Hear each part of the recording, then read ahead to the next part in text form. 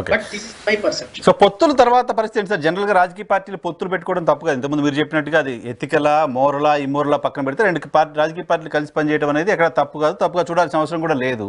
So Andhra Pradesh point of వ్యూలో ఈ కలయిక అనేది ఆంధ్రప్రదేశ్ ప్రజలకు ఏమాత్రం ఉపయోగపడుతుంది? Point number 1. ఈ కలయిక తర్వాత ఆంధ్రప్రదేశ్లో పొలిటికల్ సినారియో ఎలా అనిపిస్తుంది యాజ్ ఫర్ యూ?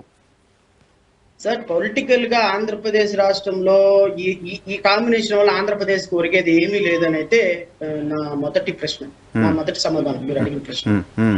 ఈ కాంబినేషన్ వల్ల రాష్ట్రానికి ఒరిగేది ఏముండదు, రాష్ట్రానికి నిధులు వచ్చేది ఏముండదు, రాష్ట్రానికి ప్రత్యేకంగా ఒరిగేది ఏం లేదు. తెలుగుదేశం పార్టీ కేసులను సేవ్ చేసుకోవడానికి, తెలుగుదేశం పార్టీ జగన్మోహన్ రెడ్డి మీద కేసులు పెట్టి ఆయన లోపలికి పంపించడానికి ఈ కాంబినేషన్ ఉపయోగపడుతుంది.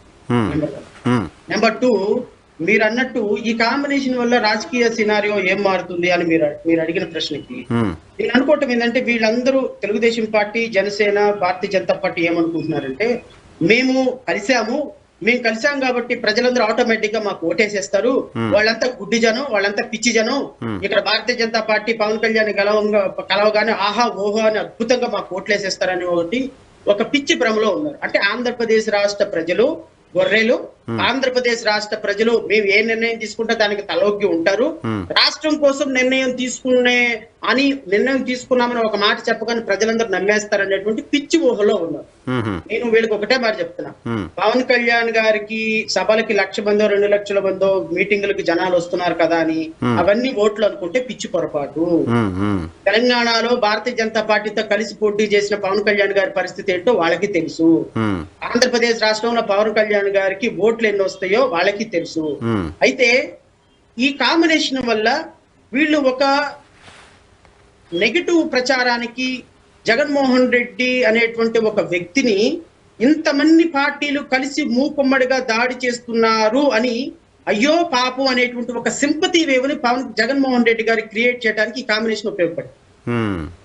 వీళ్ళందరూ కలిసి ఏం చేశారు, జగన్మోహన్ రెడ్డి నెత్తి మీద పాలు పోసారు అందరూ కలిసి. అవునా? అంతే కదా మరి.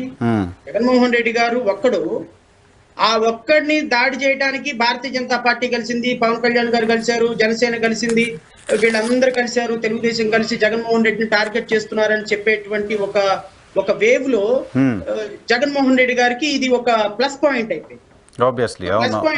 ప్లస్ ఇప్పుడు 2014లో ఇదే కాంబినేషన్ లో గెలిచారు అంటే 2014లో జగన్మోహన్ రెడ్డి పరిపాలన ప్రజలు చూడలే, సంక్షేమం లేదు, జగన్మోహన్ రెడ్డికి 50% ఓటింగ్ రాలా.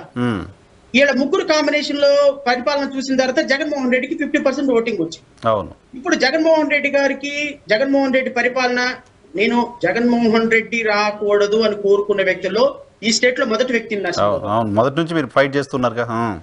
నేను జగన్మోహన్ రెడ్డి గారు రాకూడదు అని కోరుకున్న వ్యక్తిలో నేను ఫస్ట్ పర్సన్. కానీ ఈ దుర్మార్గుల రాజకీయాల వల్ల, ఈ దుర్మార్గులు ఆడేటువంటి సికండి ఆటల వల్ల, ఈ రాజకీయ పార్టీలు ప్రజలను మోసం చేసే విధానం వల్ల, ఈ రాజకీయ పార్టీలు తీసుకున్న అనాలోచిత నిర్ణయాల వల్ల ఈ రోజు జగన్మోహన్ రెడ్డి గారి మీద మేము 5 సంవత్సరాల నుంచి చేసిన పోరాటం అంతా గాల్లో కలిసిపోయే పరిస్థితి వచ్చింది. మా మాటలన్నీ గాల్లో కలిసిపోయే పరిస్థితి వచ్చింది. మా పోరాటానికి విలువ లేకుండా పోయింది. బంగారుపల్లెంలో తీసుకొచ్చి ప్రతిపక్ష వ్యతిరేకత అంతా ప్రభుత్వాన్ని వెంటాడి ప్రభుత్వం మాకు చేస్తున్న దుర్మార్గాల్ని, ఎస్సీ ఎస్టీలకు చేస్తున్న దుర్మార్గాల్ని ప్రజల మేధో మదనం చేసి కొన్ని వేల కార్యక్రమాలు చేసి ప్రజల్ని తీసుకొచ్చిన అవగాహన మొత్తం బూడిదల పోసిన పన్నీర్లాగా ఈ దుర్మార్గపు రాజకీయ పార్టీలు తీసుకుని వెళ్ళి మళ్ళీ జగన్మోహన్ రెడ్డిని ముఖ్యమంత్రి చేయబోతున్నారు అని నాకు అనిపిస్తుంది. సో ఈ కాంబినేషన్ వల్ల జగన్మోహన్ రెడ్డి గారికి 100% అడ్వాంటేజ్ వస్తుంది. ఆయన గత 2 నెలలు 3 నెలల క్రితం నుంచి ఎంత పర్సంటేజ్ ఆఫ్ ఓట్లు, ఎన్ని ఎమ్మెల్యే సీట్లు నాకు తెలియదు కానీ 25 seats he gained for the last 2 months. Last 2 నెలల్లో because of these bloody politics 25 seats అదనంగా ఆయన రాష్ట్ర ప్రజల దగ్గర నుంచి ఆయన మళ్ళీ కొనుక్కున్నాడు జగన్మోహన్ రెడ్డి.